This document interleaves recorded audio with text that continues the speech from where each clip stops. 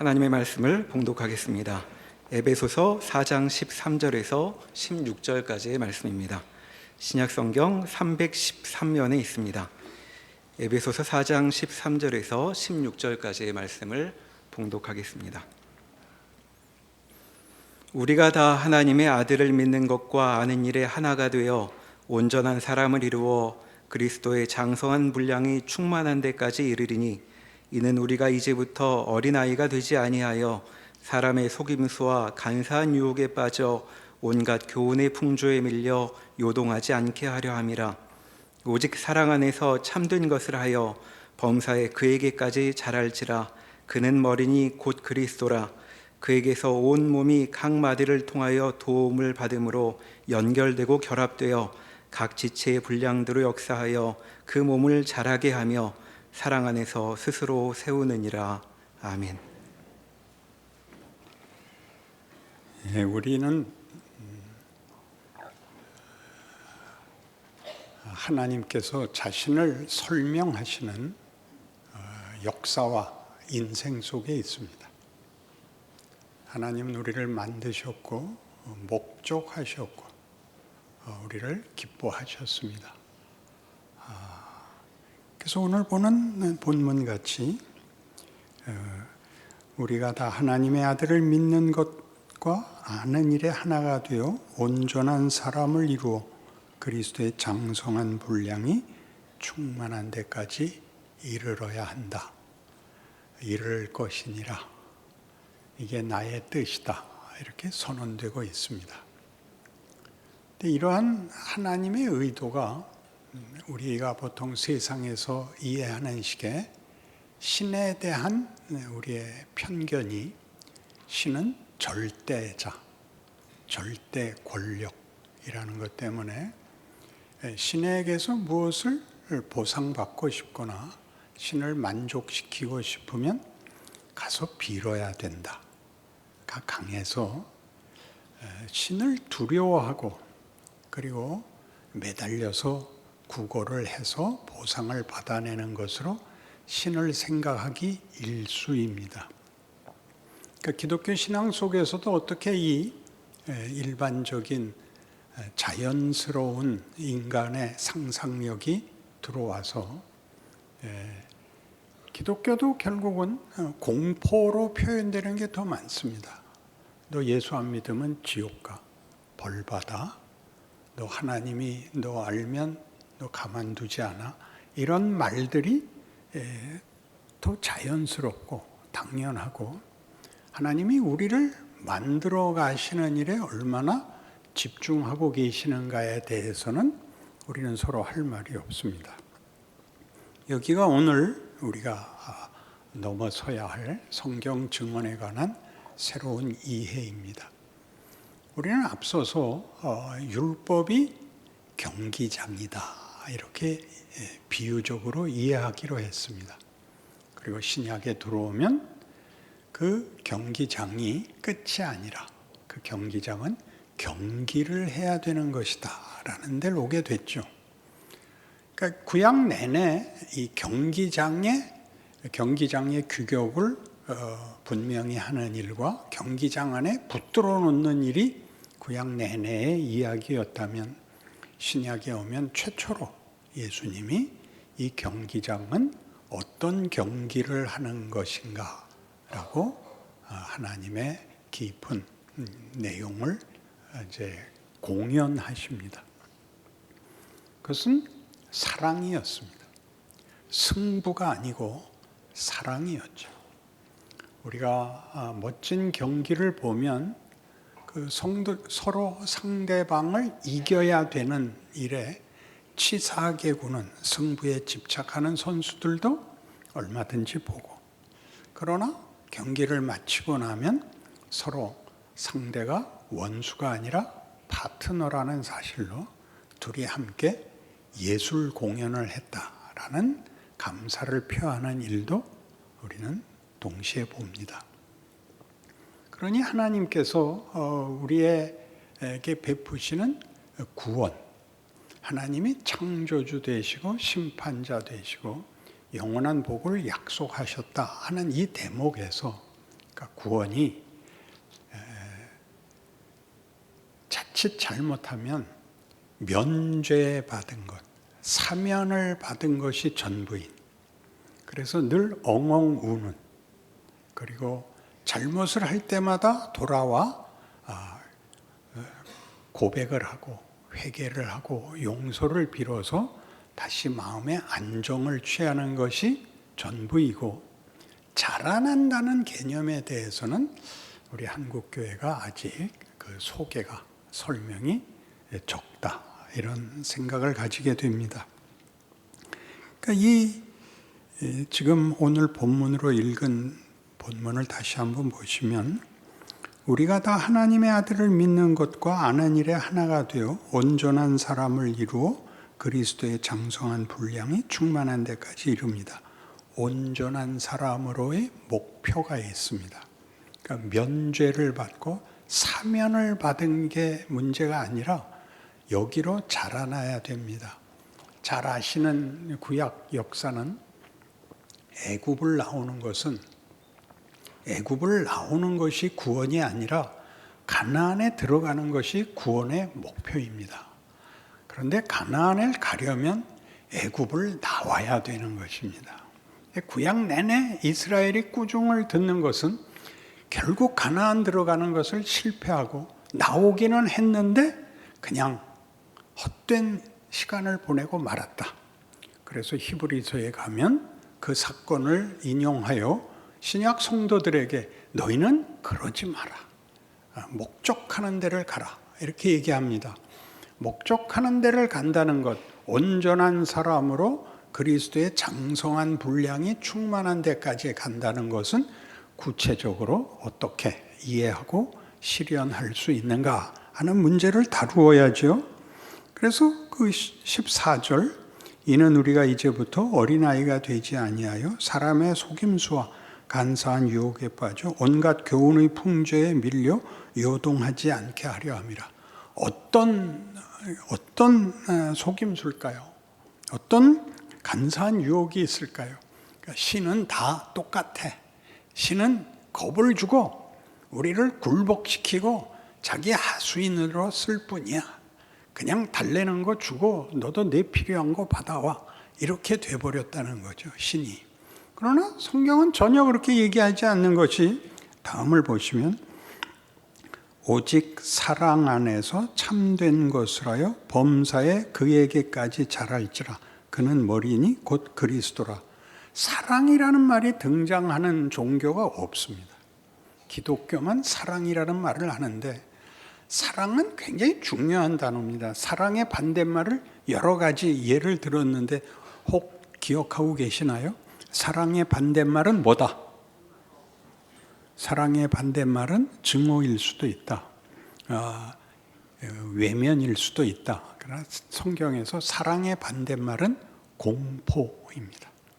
하나님은 사랑이시다. 요한일서 4장의 그 증언에서 두려워하는 자는 아직 주 안에서 온전한 신앙의 자리에 이르지 못한 것이다. 이렇게 되어 있습니다. 그러니 여러분, 구원을 받고 나면 구원이란 우리의 잘못, 그래서 그 형벌로 지옥 갈 것을 면하게 된 것이 구원이 아니라 어디를 가자고 불러낸 것입니다. 우리가 어디에 있었는가는 중요하지 않습니다. 우리가 있었던 데는 하나님이 없는 데였고, 하나님이 없는 곳은 요한복음 15장에 포도나무 비유로 여러 번 얘기했듯이 거기는 생명에서 끊어진 자리, 하나님과의 관계가 끊어진 자리는 모든 것이, 모든 가치가 헛됩니다. 성공도 헛되고, 유능한 것도 헛되고, 건강한 것도 헛되고, 다 거짓말이 되고 맙니다. 왜요? 다 소멸되며, 다 외면되며, 다 망하고 말기 때문입니다. 그것과 달리 성경이 구원을 얘기할 때는 사랑을 제시하며 영생이라는 단어를 쓰죠. 영생이라는 건 끝없이 자라는 것입니다. 자라는 싸움, 어떤 아름다움과 풍성함과 가치와 진리와 우리의 마음의 항복에 대하여 성경이 구원을 논하고 있는데 우리는 구원을 이렇게 용서받는 것에 불과한 수준에서 들락거리고 있기 때문에 잘못을 회개해서 흠을 지우는 신앙 행위는 있어도 그 잘못이 자라나는 과정에서 있을 수밖에 없다고 성경이 인정하고 있다는 건 받아들이지 않습니다.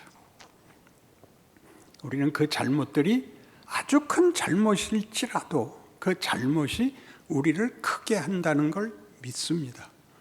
그리고 어린 아이 때 잘못을 하지 않는 것은 가서 검사를 받아봐야 됩니다.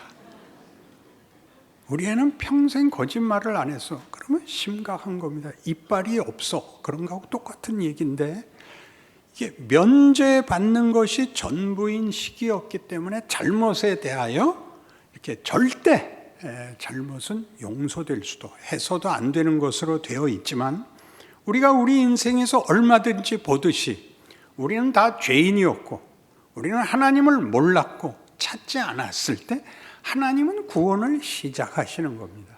그러니까 그때 목적을 두시는 거죠. 우리 신약 다시 보기에 전체 본문이 에베소서 1장 3절에서 6절이었는데 그것이 결국은 어디로 우리를 인도했냐면 그리스도 예수 안에서 우리에게 거저 주시는 바 그의 은혜의 영광이었죠. 그의 은혜의 영광을 굴복하는 게 아니라 조르는 것이 아니라 비는 것이 아니라 찬송하는 것이었습니다. 얼마나 기독교란 다른 종교인가요? 그 아들을 보냈다는 이 하나님은 얼마나 놀라운 분인가요?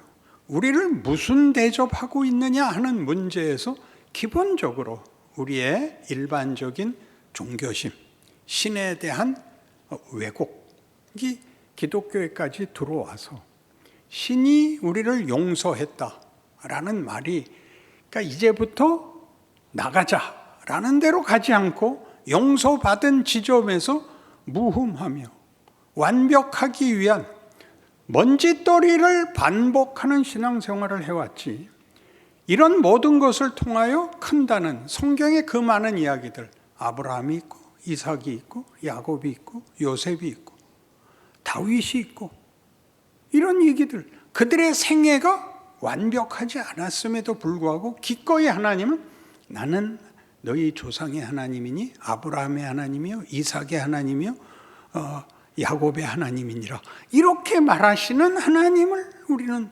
이 피가 통하게 말이 통하게 눈물을 함께 흘릴 수 있는 대상으로 전혀 생각하지 않고 신은 신이고 나는 나고 서로 주고받을 수 있는 것은 간단한 공식 대화뿐이고 천지를 지으시고 우리를 위하여 그 아들을 주신 이라는 공식 속에다가 얼버무려 넣어서 사실은 이번 달은 조금 더 주시죠. 이렇게 엮어내는 것 외에는 하나님에 대한 이해와 경험과 나를 만들어 가는 데서 일어나는 이해할 수 없는 신은 창조주고 심판자고 죽음을 깨신 분인데 왜 이따위로 나를 인도하시는가 라고 얘기를 하게 되죠. 우리가 자라면서 부모에게 항복하는 사람은 없습니다. 왜냐하면 자기에게 일어나는 모든 일을 부모가 다 해결해 줄 수 없기 때문입니다. 그래서 부모가 마지막에 해주는 교훈은 이겁니다. 커봐, 살아봐, 자식 낳아봐, 늙어봐 이렇게밖에 우린 얘기할 수 없는데 성경은 그렇게 얘기하지 않습니다. 나는 시작이요 끝이니라. 나는 알파요 오메가니라. 이렇게 나오는 하나님의 의지를 가지고 인류 역사 내내 우주라는 세계 전부 창조주로서 모든 존재에 대하여 존재의 가치와 운명에 대하여 내가 책임을 지고 있다. 내가 창조 때 가졌던 뜻을 난 포기하지 않았다. 라는 하나님의 말씀이 얼마나 굉장한 것인지 어떻게 우리의 현실에 절망과 후회와 원망의 그 고백을 끌어넣을 수 있는지에 대해서는 우리가 너무나 모르고 있다. 여길 뚫어야 된다. 그런 말입니다.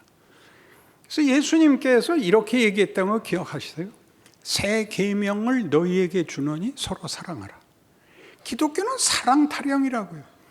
하나님이 세상을 사랑하사 독생자를 주십니다. 그러니까 거기는 겁을 주는 요소가 없다고요. 사랑의 반대말이 뭐라고요? 공포라고요. 근데 우리는 아직도 기도를 하려면 누워서 하면 효과가 없다. 그래갖고 일어나서 무릎을 꿇어야 되고, 그래서 개판으로 하라는 건 결단코 아닙니다. 여러분이 항복하여 더 경건한 모습을 취하는 건 얼마든지 좋지만, 여러분 기도는 짬날 때마다 하십시오. 전철 타고 갈 때 제일 좋습니다. 뭐 내릴 정거장을 지날 만큼 했다, 이런 간증이 나오기를 바랍니다. 아무 때나 주고받아야 됩니다. 아무 때나 주고받으십시오.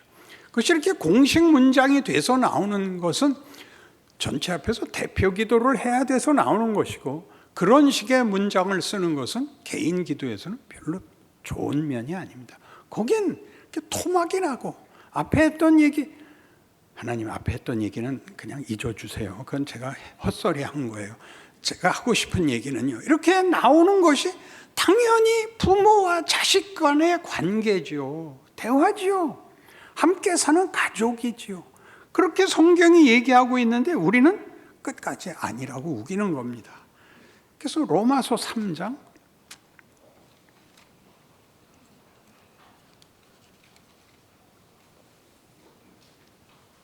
23절 이하의 말씀을 제가 보겠습니다. 구원이란 이런 것이랍니다. 모든 사람이 죄를 범하였음에 하나님의 영광에 이르지 못하더니 그리스도 예수 안에 있는 속량으로 말미암아 하나님의 은혜로 값없이 의롭다 하심을 얻은 자 되었느니라.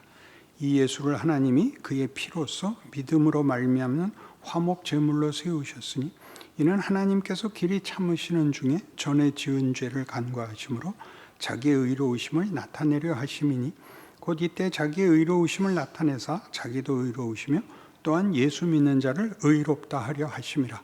여기에 많은 단어가 나옵니다. 구원에 관해서 은혜라는 단어, 값없이, 믿음으로, 그의 피로, 그리하여 의를 만들었답니다.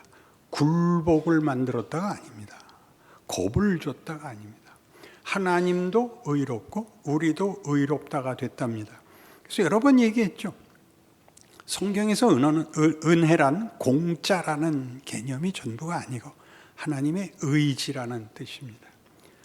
부모가 자식에게 의지를 발동하듯이 자식이 그것을 받을 혹은 요구한 적도 없는 것에 대하여 부모가 속을 끓이듯이 하나님이 그 아들을 보내며 우리를 만들어가는 일에 아무 조건 없이 해야 할 책임도 없는 분이 이 일을 한다라는 의미에서 은혜가 등장하고, 그걸 예수의 피로 했다. 우리 보고 피를 뽑아라가 아니고 하나님이 그 아들의 피로 이 일을 이뤘다. 하는 일들은 전부 우리의 생각과 달리 공포의 문제도 권력의 문제도 어떤 자격과 조건의 문제가 아니라, 아니 이 하나님은 미치셨나? 왜 나한테 내까지 것한테? 그러니까 하나님이 너는 내까지 것이 아니야. 나한텐 커. 너는 나한테는 내 아들 예수와 동등해. 이렇게 얘기하는 것이 기독교의 구원이다 이겁니다.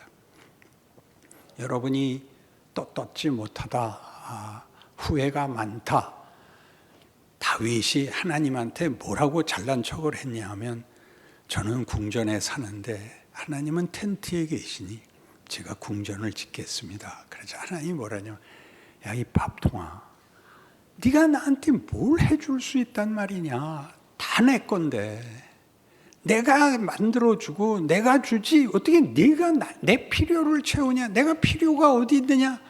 나는 주려고 하는 분이지 너 꼭 욕을 먹어야 알겠어? 그건 성경에 없는 구절인데. 그러니까 여러분이 딱 거기에 있잖아요. 무엇을 해야? 내가 주는 자다. 그래서 나는 네 가문을 영원케 하겠다. 네 자식들이 실패하더라도 사울을 자른 것 같이는 이제는 안 하겠다. 이게 내가 너에게 주는 약속이다. 이게 하나님인 거예요. 하나님이 우리에게 뭘 약속했는지를 알아야 돼요. 그 다음이 어떻게 되죠? 다윗의 생애가 어려워지죠. 그건 다음 시간에 하겠습니다. 그러니까 다음번 설교 때도 잊지 말고 나오시라. 그렇게.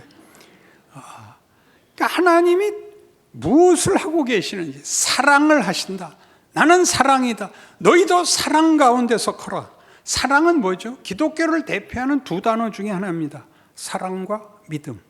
둘 다 어떤 조건이 붙는다 그랬죠? 상대가 없으면 성립하지 않습니다. 상대가 있어야 성립이 됩니다. 하나님은 우리 보고 나는 명령하고 너는 굴복해라 그러지 않고 내가 너희를 사랑하는 것 같이 너희도 나를 사랑해라. 내게 네 마음을 달라. 나를 기뻐하는 것이 네 힘이 되라. 이렇게 말하는 것이 성경입니다. 그러니까 새삼스럽게 여러분의 현실에 대하여 생각하셔야 옳습니다. 여러분, 현실은 그러니까 예수를 믿어서 난 천국가가 아니라 예수를 믿었기 때문에 나는 다른 사람과 다른 보호자가 있어. 나에게는 돕는 이가 있어. 나를 기업고 승리케 할 난 백이 있어 하는 그 넘침, 그 여유가 여러분을 관용과 용서와 공감과 세상 모든 죄짐을 진 사람들 앞에, 죄짐은 거기서 하나님 모르는 것입니다. 자기를 자기가 돌봐야 되는, 그래서 힘에 부처하는 사람들 앞에 우리에게는 이런 부모가 있어 라는 자의 여유로 그들을 맞이해야 된다고 가르치는 것입니다. 그래서 에베소서로 돌아오시면 에베소서 5장이 전체 이 얘기니까 여러분 집에 가셔서 다시 한번 보십시오. 신자는 현실에서 어떤 식의 성장과 내용을 가지는가. 5장 1절, 그러므로 사랑을 받는 자녀같이 너희는 하나님을 본받는 자가 되고 그리스도께서 너희를 사랑하신 것 같이 너희도 사랑 가운데서 행하라. 그는 우리를 위하여 자신을 버리사 향기로운 제물과 희생 제물로 하나님께 드리셨느니라. 놀랍죠? 세상 사람들은 서로 간의 관계가 먹고 먹히는 관계, 약육강식입니다. 생존 경쟁은 얕보이면 먹힙니다. 그러나 기독교 신앙 안에 들어오면 우리는 세상이 우리에게 뺏어갈 것이 없다는 걸 알게 됩니다. 우리가 가진 것은 신분, 지위, 운명, 사랑, 진리. 이것은 세상은 뺏어가지 못합니다. 세상은 살아내기 위하여 가진 것을 뺏어가고 이름을 뺏어가는 것이 전부이죠. 그러나 우리가 인생을 살면서 배우듯이 이웃을 뺏어서 내 것을 채워서는 인간이라는 존재의 근원적인 내용이 만족되지 않습니다. 인간 존재의 근원적인 내용이란 뭘까요? 인간이란 뭐냐 하는 것입니다. 그저 한 인생 살고 죽는 것이냐? 세상 사람들은 그 체념 속에서 살아야 됩니다. 어차피 죽고 말 거니까 살아있는 동안만큼은 한 건 하자. 이렇게 살 수밖에 없다면 우리는 다르게 사는 거죠. 우리는 영생을 사는 자들이고 우리는 인간이라는 것이 하나님에 의해서 어떤 명예와 어떤 영광과 어떤 능력을 갖고 있는지를 알게 됩니다. 어떤 능력이요? 용서할 수 있습니다. 기다려줄 수 있습니다. 공감해 줄 수 있습니다. 이게 다릅니다. 세상 속에 들어가서 직장 생활을 하시거나 이웃을 만났을 때 이게 해퍼 보이고 순진해 보이면 잡아먹힙니다. 그러니까 예수 믿는다고 늘 헬렐레 하고 다녀서는 안 됩니다. 똑바로 법을 지키면서 정당한 경쟁을 해야죠. 그러나 우리는 그것이 전쟁이 되지는 않습니다.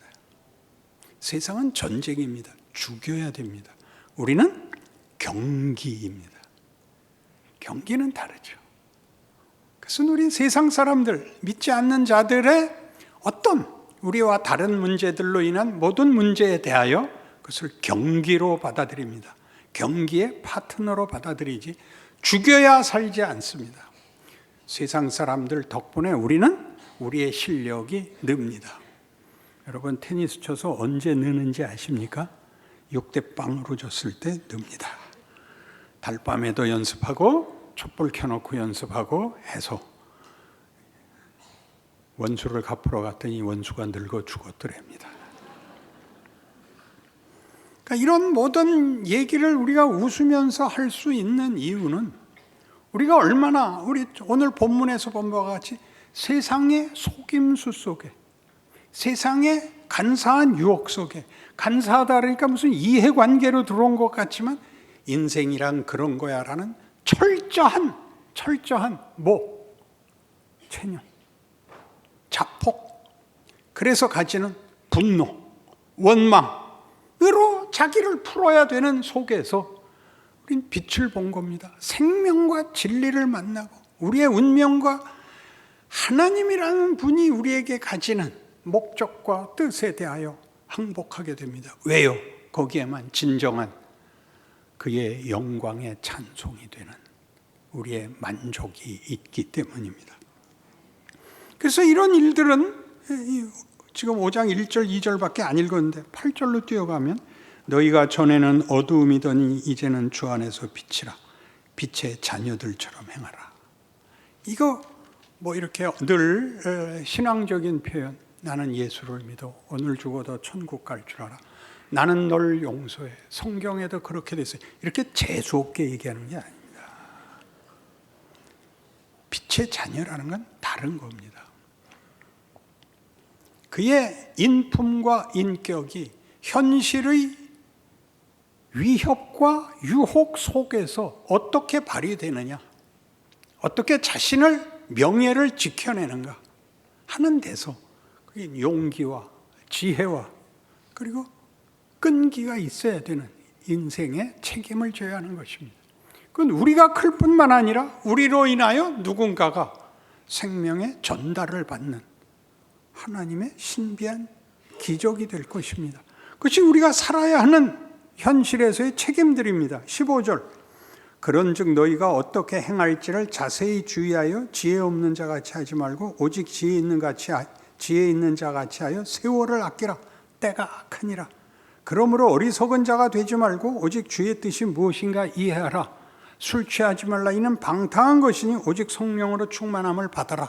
이건 다 하루를 하루씩 살아랍니다. 뛰어넘으려고 하지 마라. 마취당해서 어디 날아가려고 하지 마라. 술 취하지 말랍니다. 성령 충만이란 여기서는 한 번의 감동을 얘기하지 않습니다. 채워나가랍니다. 하루씩 채워나가랍니다. 그래서 이런 모든 일에 우리에게 들어오는 가장 심각한 시험이 뭐냐? 나는 왜 제대로 신앙생활이 안 될까? 그리고 내가 저지르지 않은 고난을 받아야 되는가? 내가 뭘 잘못했는가가 여기에 자꾸 끼어듭니다. 로마서 8장으로 가죠.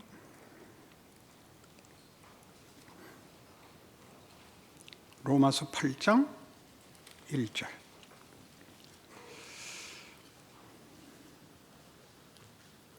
그 앞부터 보죠. 7장 22절부터 보죠. 내 속사람으로는 하나님의 법을 즐거워하되 내 지체 속에서 한 다른 법이 내 마음의 법과 싸워 내 지체 속에 있는 죄의 법으로 나를 사로잡는 것을 보는도다. 오라 나는 곤고한 사람이로다. 이 사망의 몸에서 누가 나를 건져내랴. 우리 주 예수 그리스도로 말미암아 하나님께 감사리로다. 그런즉 내 자신이 마음으로는 하나님의 법을 육신으로는 죄의 법을 섬기노라. 우리가 신자로서 정당하게 살겠다, 진심으로 살겠다 그러면 후회할 것과 실패할 것이 없어야 되는데 이 각오를 아무리 해도 이 고백을 해도 신앙 인생은 그렇게 쉽게 이어지지 않습니다.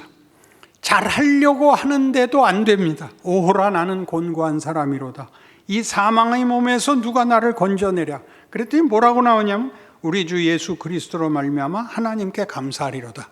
그러니까 제대로 믿으면 마음의 고통이 사라지고 시험을 이길 수 있어. 그딴 소리 하지 마라. 그런즉 내 자신이 마음으로는 하나님의 법을 육신으로는 죄의 법을 섬기노라가 시퍼렇게 그 다음에 따라 들어온다고요. 예수 그리스도로 말미암아 감사하리로다가 문제가 해결된 게 아니라 그러나 그 갈등과 고민은 계속된단다. 그게 뭡니까? 그러므로 이제 그리스도 예수 안에 있는 자에게는 결코 정죄함이 없나니 이는 그리스도 예수 안에 있는 생명의 성령의 법이 죄와 사망의 법에서 너를 해방하였습니다. 너는 잘못하면 지옥 가고 잘하면 천국 가는 신분에서 벗어나 크는 성장에 붙들려 와 있다. 잘못한 것은 잘못한 대로 너에게 후회가 되고 상처가 되어 네가 철이 들고 성숙하고 안목이 생길 것이다. 너에게 일어나는 어떤 일도 너를 해치거나 너를 망하게 할 수 있는 것은 없단다. 가 뒤에 나옵니다. 같은 로마서 8장 12절. 그러므로 형제들아 우리가 빚진 자로 돼 육신에게 줘서 육신대로 살 것이 아니니라. 너희가 육신대로 살면 반드시 죽을 것이로되 영으로서 몸의 행실을 죽이면 살리니 무릇 하나님의 영으로 인도함을 받는 사람들은 곧 하나님의 아들이라. 너희는 다시 무소하는 종의 영을 받지 아니하고 양자의 영을 받았으므로 우리가 아빠 아버지라고 부르짖느니라. 성령이 친히 우리의 영과 더불어 우리가 하나님의 자녀인 것을 증언하시나니 자녀이면 또한 상속자 곧 하나님의 상속자요 그리스도와 함께한 상속자니 우리가 그와 함께 영광을 받기 위하여 고난도 함께 받아야 할 것이니라. 이 고난이라고 보통 이해하지 않고 죄라고 이해를 합니다. 잘못했죠. 거짓말했습니다. 오늘도 화를 냈습니다. 집어 던졌습니다. 네, 그런 고난을 겪어야 된답니다. 왜요? 커야 되니까요. 클 때는 외부적으로 크는 것보다 내부적으로 크는 게 훨씬 중요하죠. 분별을 해야 됩니다. 책임을 져야 됩니다. 선택을 해야 됩니다. 가치 판단을 할 수 있어야 됩니다. 하루아침에 되지 않습니다. 거짓말을 하는 가장 큰 이유는 손해봐서입니다. 무엇이 손해고 무엇이 이익이냐는 달라져야 되는 것이죠. 달라지면 끝나느냐?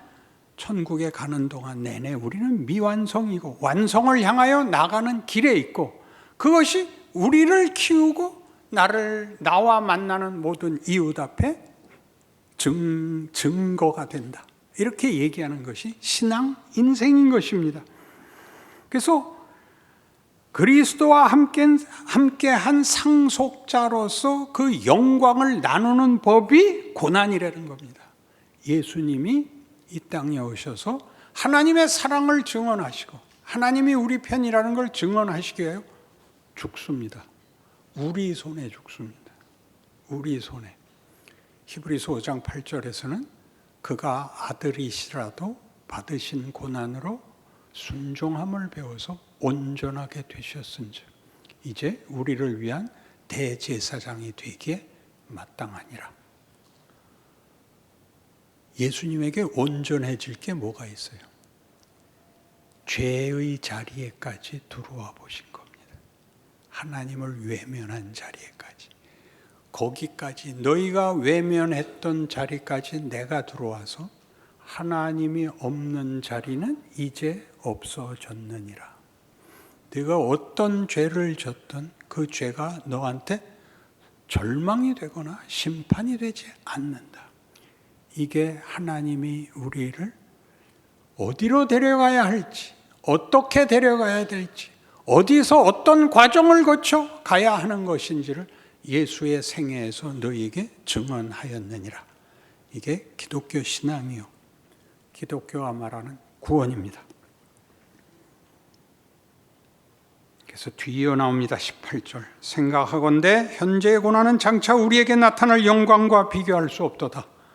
그러니까 고난을 면하는 것으로 바꿔치지 마시고 피조물이 고대하는 바는 하나님의 아들들이 나타나는 것이니 피조물이 허무한데 굴복하는 것은 자기 뜻이 아니요 오직 굴복하게 하시는 이로 말미암음이라. 그 바라는 것은 피조물도 썩어짐의 종로로 한 데서 해방되어 하나님의 자녀들의 영광의 자유에 이르는 것이니라. 굉장한 표현이죠. 하나님의 자녀들의 영광의 자유. 로 우리를 부르고 있습니다. 세상에 어떤 것도 이런 약속을 하는 데가 없습니다. 31절. 그런즉 이 일에 대하여 우리가 무슨 말하리요? 만일 하나님이 우리를 위하시면 누가 우리를 대적하기리요? 자기 아들을 아끼지 아니하시고 우리 모든 사람을 위하여 내주시니가 어찌 그 아들과 함께 모든 것을 우리에게 주시지 아니하겠느냐? 누가 능히 하나님께서 택하신 자들을 고발하리요?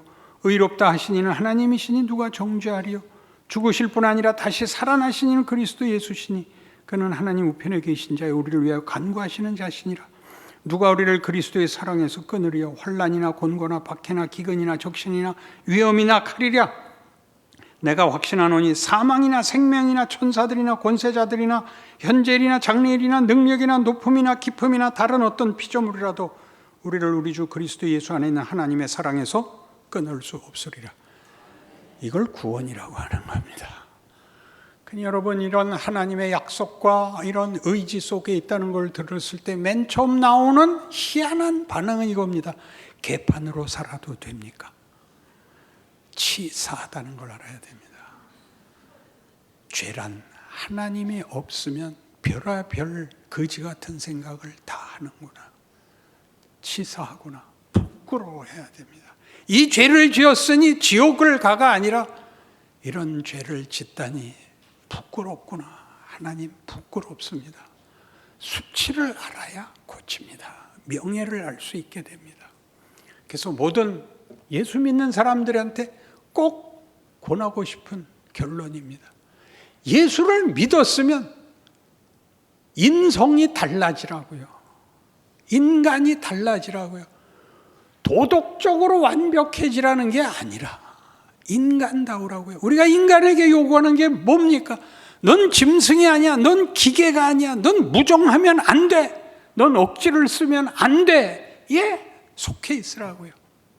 말이 되며 이해가 넓으며 편을 들어주며 불쌍한 생각을 가질 수 있으며 동참하여 함께 죽어도 좋다고 하는 의리를 가진 사람이 되라고요.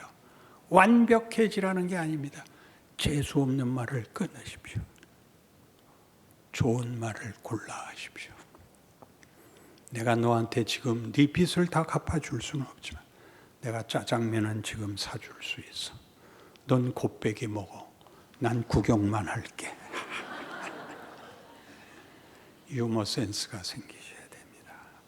우리의 넉넉함에 대하여 여러분이 가진 바 확신하고 있는 그 구원의 넓이와 깊이와 권능과 신비에 대하여 자신감을 가지시는 인생이 되시기 바랍니다. 기도하십시다. 하나님 아버지, 우리의 하나님, 우리의 감사한 아버지십니다. 우리가 감당할 수 없는 우리의 못난 것을 하나님은 자녀로 삼으사 그딴 소리 하지 마라. 너는 내가 너를 위하여 피도 흘릴 수 있는 귀한 내 자식이란다 라는 그 말씀 앞에 우리 정신 차리게 하사 우리의 인생을 그럭저럭 보내지 말고 주께서 오셔서 책임 있게 사신 것 같이 내가 만나는 이웃들 앞에 이 세상과 현실 앞에 진리와 생명과 하나님을 아는 지식 속에서 책임 있게 하옵소서. 복되게 하옵소서. 영광되게 하옵소서. 예수님 이름으로 기도합니다.